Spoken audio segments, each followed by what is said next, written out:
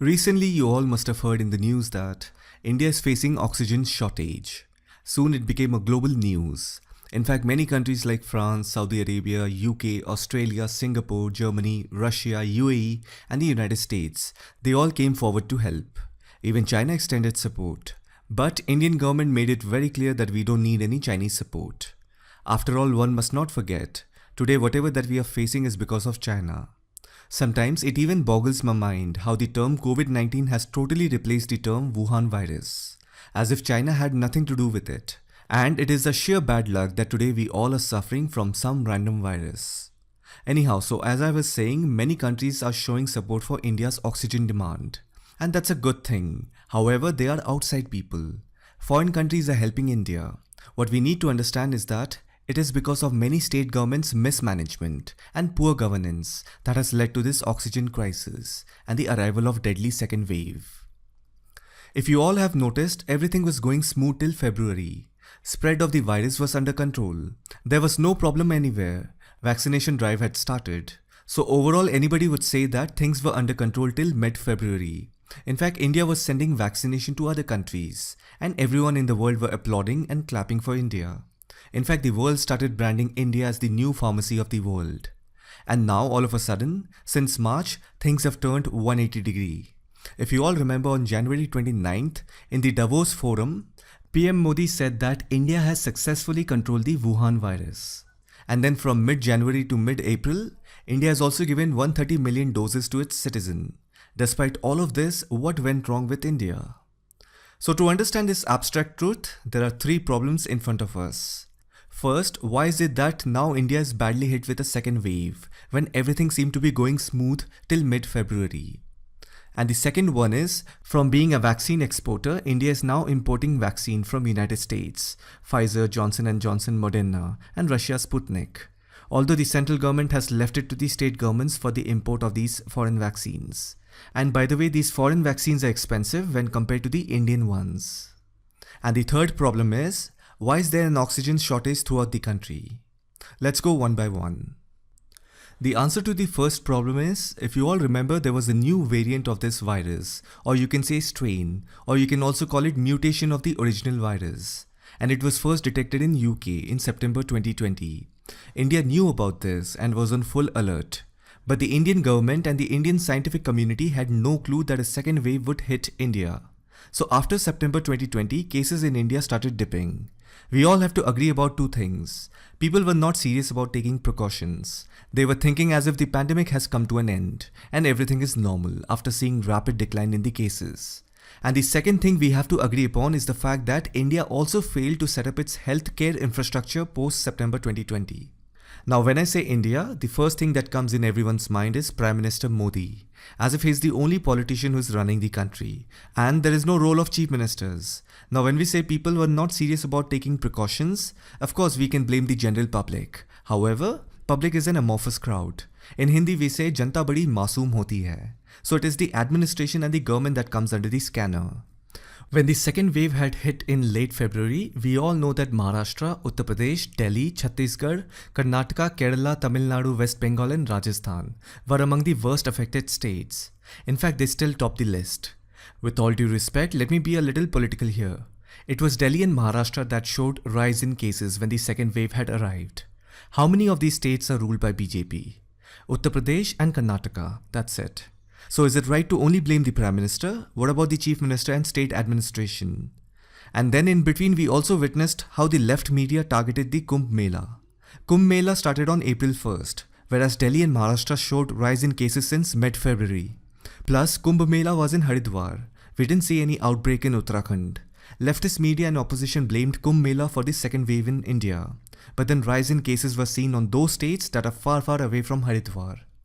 No media reported about Punjab farmers protesting at Delhi borders since December, as if they are immune to the virus. Even they are equally capable of contributing to the second wave. In fact, all the akhadas of the Kumbh Mela humbly cancelled their event one after another, and this year's Kumbh Mela was held for a shorter span. See, you have to understand this. They are innocent sadhus taking dip in holy water. They don't hang out like us in shopping malls and other modern public places. So targeting any particular religion without fair cross-examination isn't right. By the way, Ramadan is also going on. There are many reports that says countries like Egypt, Malaysia, Indonesia, Pakistan, which are Muslim populated countries, they are seeing a spike in COVID-19 cases during Ramadan. Even India is susceptible to it. After all, we do have a quite large number of Muslim population. So let's not target any one religion. But then, if at all we are adamant in finding answers as to whom to blame, then let's consider everyone's activity, as simple as that. Now coming to political rallies due to election. Let's be fair, all the political parties including ruling as well as the opposition, they all were conducting rallies. That could definitely have contributed to the second wave, no doubt about that. However, it is also worth noting that everyone including ruling party as well as the opposition parties, they all responsibly cancelled their rallies by mid of April. So as a citizen, I feel we should blame all the political parties equally, and at the same time, let's also admit the fact that they all rectified their mistakes and cancelled their rallies. देखो सीधी सी बात है, अगर बंगाल में elections हैं और ममता बनर्जी अगर उसके लिए रैलीज कर रही है तो बीजेपी भी करेगी, उनका भी हक बनता है। कांग्रेस भी करेगी, communist party of India Marxist भी करेगी और सबने करा, सबने बराबर करा। तो सिर्फ बीजेपी को ब्लेम करना कि वो इतनी भीड़ ले आया और इसकी वजह से ये सब हो रहा है, ये गलत है।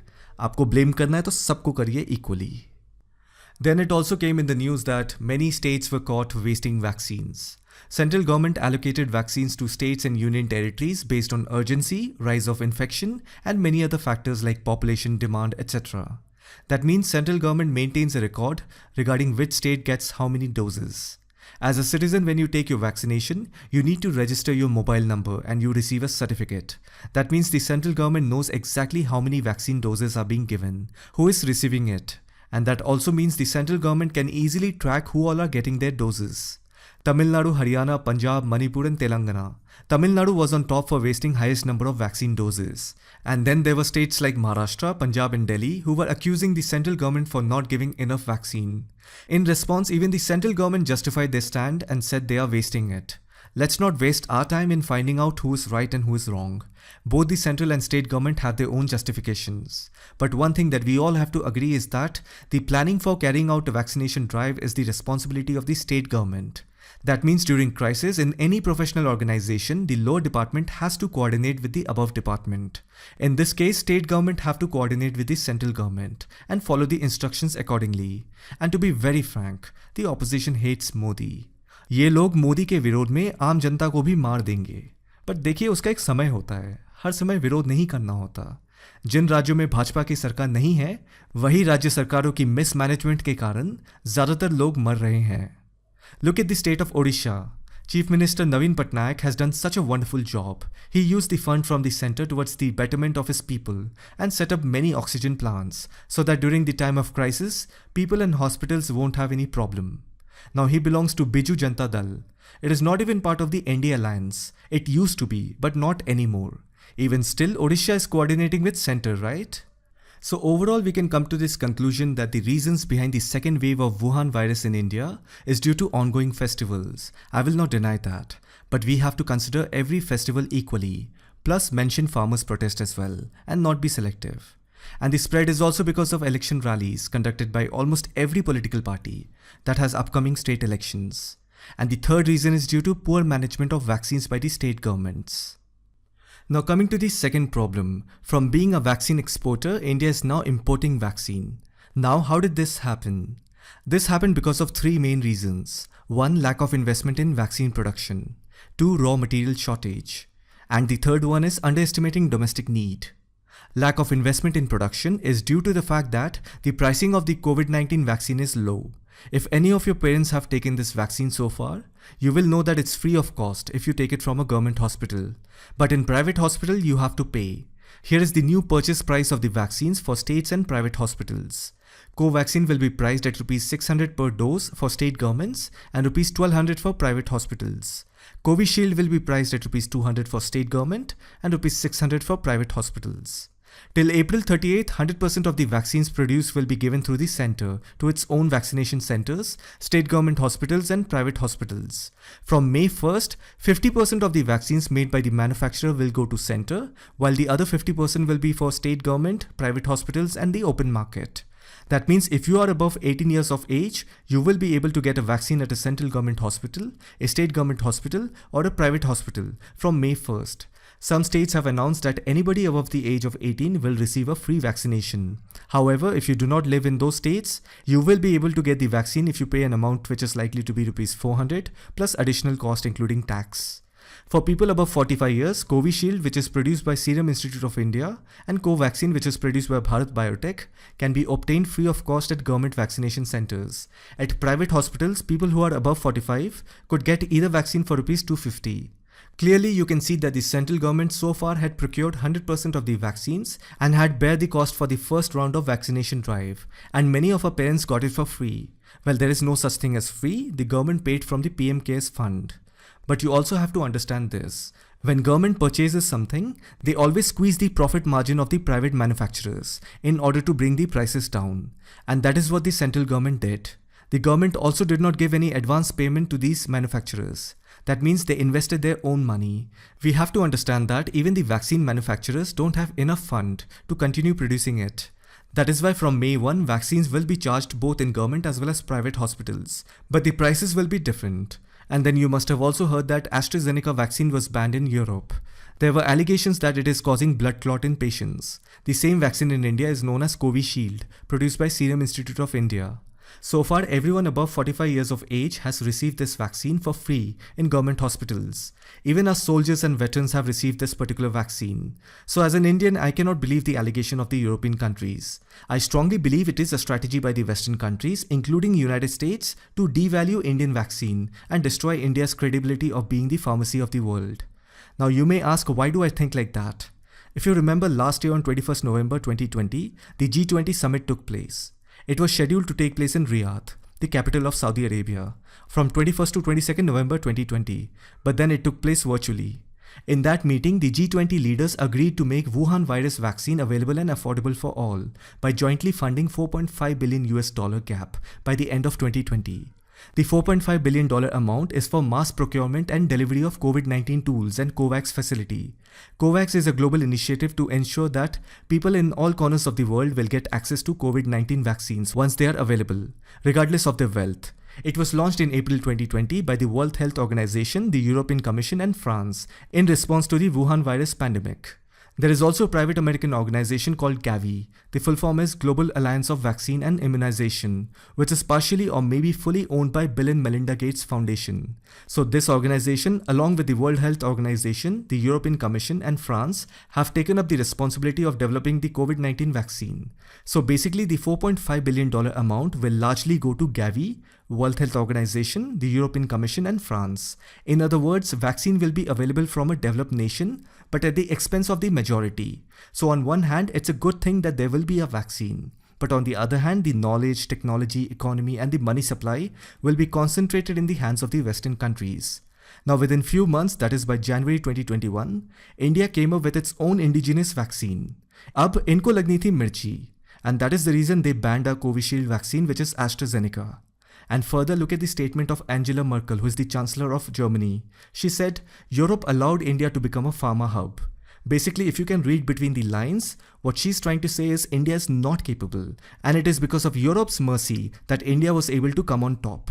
So here Europe does all of this, and there United States put an embargo or bans the export of critical raw materials to India. Without this raw material, you cannot make vaccines. As I've mentioned, last year in the G20 summit, it was already decided that the knowledge, technology, economy and the money supply will be concentrated in the hands of the Western countries. Now those of you, I'm talking about Indian Americans who voted in favor of Biden, and also here in India who supported Biden. Please look at his real face. At a time of crisis, this man and his administration banned the supply of raw materials. It's not as if we are asking for free, we are paying for it. And still this is the situation. I made a video on India-US relations under Joe Biden's presidency. In that video, I have clearly mentioned that his decisions will somehow directly or indirectly favor China. If you look up on the internet, Biden's son, Hunter Biden, he has a huge investment in Chinese equity firms. So it is obvious that Biden's administration's ban on India is a direct or indirect favor to China. But then America has a deep state too. Their permanent goal is not to allow any particular country to gain dominance in any given region. That is why you will see United States uses India to counterbalance China. Now China is happy about India's loss of Western clients. Everyone knows that both China and India is doing vaccine diplomacy. India had actually won, but the West collectively, I would say, sabotaged India's effort. Since Europe and United States have denied giving raw materials to India because they are aware of the fact that there is a huge global demand for the raw materials that are needed for the manufacturing of Wuhan virus vaccine. Especially Indian manufacturers are interested in it. And when India asked, why are you not giving us the raw material? Biden administration said, we want to first vaccinate American people. Just look at the hypocrisy. They are willing to give us Pfizer, Moderna, Johnson & Johnson vaccines, but not the raw materials. And that too when India is paying money and not asking for free. The reason they were denying it because they know that we will make world-class vaccine and that too at an affordable rate. They don't want us to compete. As I've said before, the West wants to control the knowledge, technology, economy and the money supply in their hands. All these problems had an impact on India's private manufacturers. But now, as we are hearing in the news, United States has agreed to export COVID vaccine raw materials to India. Now this is strange. I'll tell you why they changed the decision. India's National Security Advisor Ajit Doval had a phone conversation with his US counterpart. It was only after his conversation, the United States changed their decision and agreed to export essential raw materials to India. We will never know what did Ajit Doval tell them. All I can understand is that the same United States who refused to give us raw material and even banned AstraZeneca along with European countries, how did they flip 180 degrees? Of course, in front of the world, Biden administration had to say that they were concerned about rising cases in India, and out of compassion they have decided to sell raw material to India. Needless to say, it's a cover story, everyone knows that. India had administered 127.13 million doses so far, behind only to the United States, with 213.39 million. According to India's Ministry of External Affairs, India had exported 66 million doses to 94 countries as of April 22. Out of this 66 million, only 10.61 million were given as grants, that is free. Because of such large donation, India underestimated its domestic need. See, don't think that the government made a mistake by donating vaccines to neighboring countries. It was already agreed on the principle of good faith. But now the Indian government has banned all vaccine exports because of shortage within the country. Now that India has banned its export to meet its domestic need, China on the other hand has found an opportunity to fulfill the needs of neighboring countries because India is stuck at home. This is where I strongly feel any action of the US administration towards India will directly or indirectly benefit China. That is why the government of India has now allowed Indian private manufacturers to negotiate prices with the state government and private hospitals so that it does not halt the production of vaccines. And of course, opposition has criticized Prime Minister Modi for this move. So overall lack of funds, exporting and donating of vaccines, underestimating domestic need, banning of Indian vaccine in Europe, then banning of the export of raw materials from the United States has forced the Indian government to import vaccines. So looking at all these things, it is very much clear that the Western countries are playing vaccine politics with India. Now you may search everywhere on the internet, but you will not find what exactly Ajit Doval said to the Americans. How did he convince them for raw materials? In international relations, there are no such thing as permanent enemies and friends. There's only permanent interests. And every country has certain weaknesses. You can only push a country to a certain limit. So if I have to assume, I personally feel Ajit Doval must have said something with relation to China. Everyone is aware of the fact that India and United States has strategic partnership. India has the largest navy in the Indian Ocean and the fourth largest army in the world. It is one of the two rising powers in Asia. And it is also a fact that in the entire Asia, only India has the power to stand up against China. If you look at the US perspective, they don't want a single country to have dominance over a huge area of the Indian Ocean. That is why United States have allies in almost every region on Earth. So basically when it comes to dealing with China, the United States uses India to counterbalance China. So I'm assuming Ajit Doval must have said something on the lines of China. Apart from that, it can also be regarding defense deals. As you may know, India imports heavily from the United States. So there are possibilities that talks must have happened on these aspects as well. But anyhow, the Western countries are no better than China. It is during tough times you can see their double side. Now coming to the third problem, oxygen shortage. If you all remember, last year PM Care Fund was created on 27th March. The full form is Prime Minister's Citizen Assistance and Relief in Emergency Situation Fund. It is specially created for the pandemic caused by Wuhan virus. Money from the PM Care Fund were allotted to Central Medical Supply Store, an autonomous body of the Ministry of Health and Family Welfare. So in the month of January, the central government had allocated Rs 201.58 crores for installation of 162 dedicated PSA medical oxygen generation plants in public health facilities. A total of 162 plants with total capacity of 154.19 metric ton are to be installed in 32 states and union territories. Out of these 162 plants, only 33 plants have been installed. Roughly it takes around 3 to 4 days or maybe a week to set up a plant and make it functional. If the funds were given in Jan, why many of the states failed to install them? Delhi High Court recently slammed Delhi government for not able to handle the oxygen crisis. After doing my own research, I have come to this conclusion that these oxygen plants are fully funded from PM CARES account. That means it was the responsibility of the center to select the vendor and execute the project. The role of the state governments was to only provide land and make all logistic arrangements. However, the installation process slowed down following the decline in number of COVID cases post-September 2020. In other words, the center took it lightly. In fact, many state secretaries have also said they have nothing to do since the project is being executed directly by the center. So here you can clearly see that the blame comes on Central Medical Supply Store, which is an autonomous body of Ministry of Health and Family Welfare. But if you see, even the central government is justifying their side and saying that they have given all the money. So it gets very difficult to understand who is right. Things get even more strange when the High Court of Delhi slams the Delhi government and supports the center. So it gets very difficult to figure out who is right. Anyhow, what we need to think about is that during crisis, don't you think the state governments should proactively and deliberately persuade the central government? After all, central government is one and state governments are many. If a father has many children, sometimes it gets difficult to attend to everyone's need. Many times central government cannot keep a track of everything at the same time. State governments should step up the game and continuously persuade the central government, at least during the crisis. Of course, during normal days, you can easily relax and sit back, don't care and enjoy. But during a crisis situation, I believe instead of doing politics and fighting with the central government, the state government should proactively coordinate. There is an MLA called Raghav Chadda of the Aam Aadmi Party. He supplied oxygen cylinder by using his MLA funds. He did a good job. In fact, each MLA and MP gets a certain amount of fund for their own area. Just go and check how much money is required to set up a PSA plant. If you look up, it is roughly around 50 lakhs and 1 crore, depending on the capacity. Even if each MLA or MP spend that much of money in their respective areas, we are not even asking you to spend your own money. These are taxpayers' money allocated to you. So how many such MLA and MP have come forward? So even these things need to be considered. So again, lack of coordination and there is no teamwork between the state government and center. That's what led to the oxygen crisis. If at all you believe that only the center should be blamed, that is not right, because the central government did send the Indian Air Force to get cryogenic oxygen cylinders from outside countries. Just think about it, the whole setup included aircraft fuel, manpower cost, sanctions, clearance, landing fee, etc. was more expensive than the cost of those cryogenic cylinders. So you see, no government wants to intentionally kill their own citizens during crisis. Problem arises due to lack of management, lack of coordination, petty politics, vengeance and all these idiotic stuffs. Leaking confidential meeting videos out in public and then get scolded by the Prime Minister. You see, these are petty politics at the cost of societal suffering. If a state like Odisha can provide huge quantity of oxygen to other states, then rich states and cities like Mumbai, Punjab, Delhi, Hyderabad, why they are not able to manage it? It is strange. काफी सोचने वाली बात है. Again, I want to remind you that it is not that expensive to set up an oxygen plant. Even if center does not give money, state governments have adequate money to do the needful. लेकिन घूम फिर के वही बात है, ये लोग मोदी के विरोध में आम जनता को भी मार देंगे.